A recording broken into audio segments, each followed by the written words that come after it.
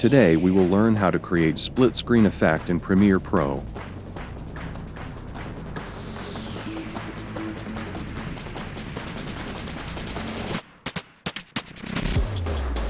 Place 3 videos one above the other. Now, one of them video touch to the left side point.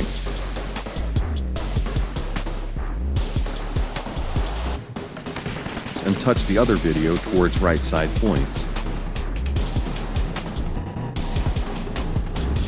And keep the third video in the middle. Now select all 3 video layers. Shift it 1 layer up. Then go to New Item at the bottom in the Project panel and choose Color Matte. And check the video settings and press OK, choose Color and drag and drop the bottom layer.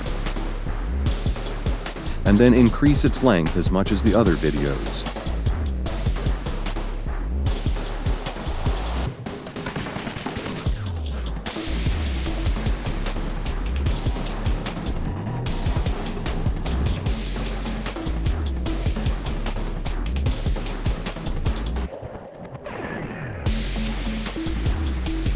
That's all for today.